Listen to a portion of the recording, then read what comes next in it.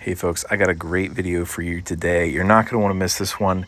I'm going to talk to you about something I think the market has way wrong and why there's a lot of money to be made to get ahead and position before the market realizes what's happening. I'm also going to talk to you about a big dilemma that I'm in with real estate. And last thing I want to show you is some pretty big moves that I'm making in my Freedom account as I'm on the road to financial independence.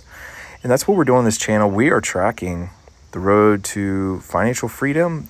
The next milestone for me is 1.5 million, and we have a goal to get to 2 million.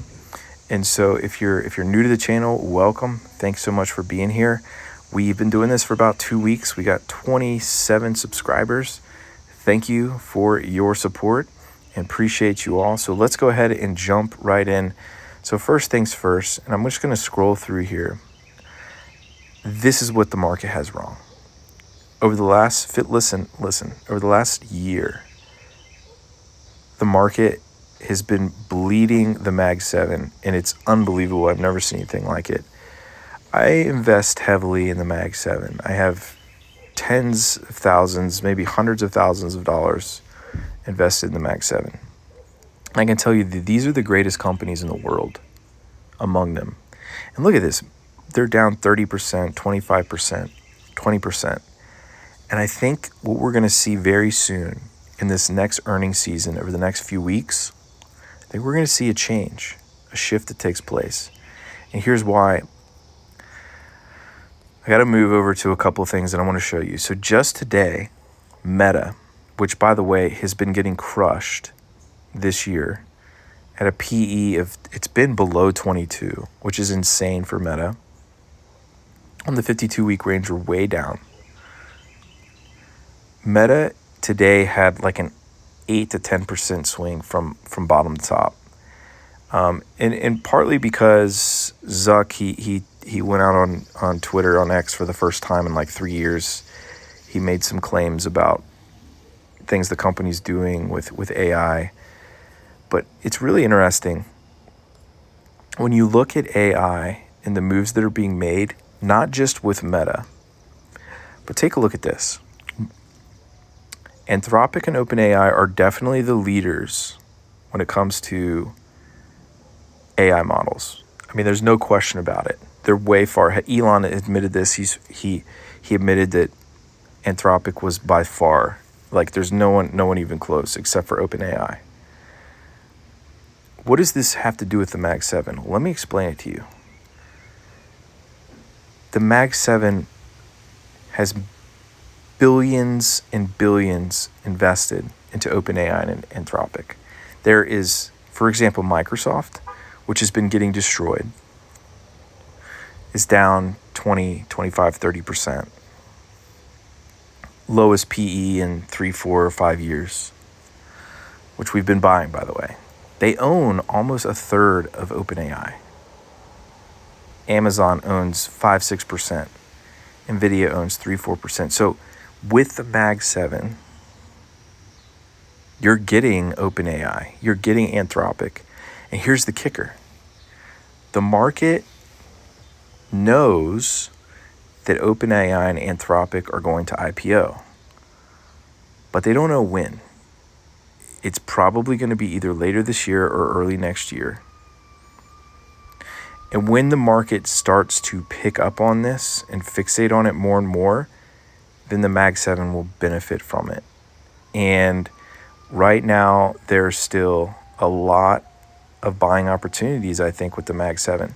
So what I'm saying is I think the market has gotten this wrong on the Mag 7, and they're just starting to, even today with the flip with Meta, they're just starting to realize it. So second topic, that's first topic. Second topic I want to talk about is my brokerage account. This is my Freedom Fund. One of the biggest mistakes, someone who's been investing since 2009. One of the biggest mistakes, I would say, is not focusing enough on the taxable brokerage account, because this is the lever to pull from for early retirement. All the retirement accounts are locked up until 59 and a half. We've got 20 plus years before those can be touched without a tax penalty. But the brokerage account, it's liquid. You can touch it anytime. So the mistake I made was not investing in this earlier on.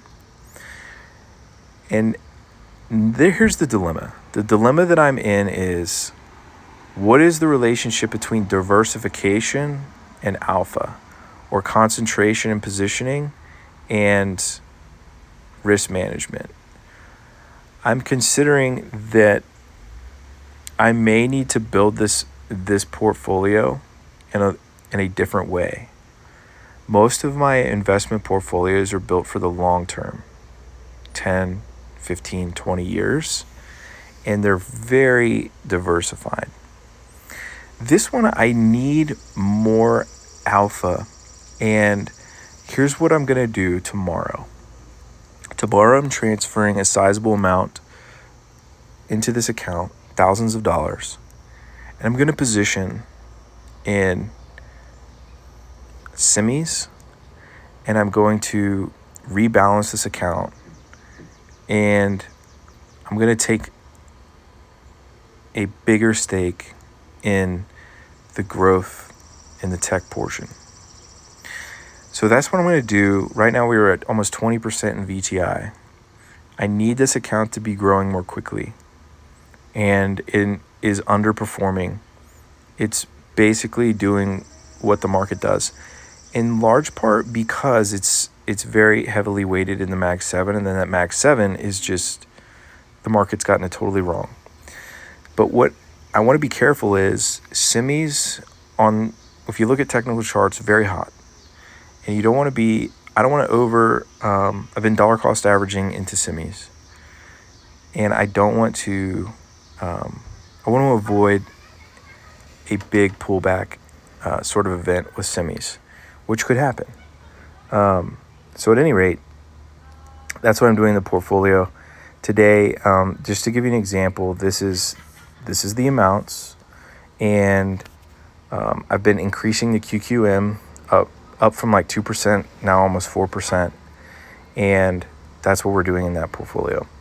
Another account, this account is, a little bit bigger of an account, and it has more index funds and ETFs that have been doing pretty well. So that is what I'm doing in those accounts. Now I want to talk about the dilemma that I'm in with real estate. This is very important because I've been thinking about this for some time. Scenario A is, well, let me set it up like this. The question is to pick up a rental property right now or not.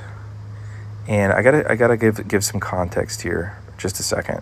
I want to show you, in terms of where I'm at, the first thing in all of this is my current house is paid off.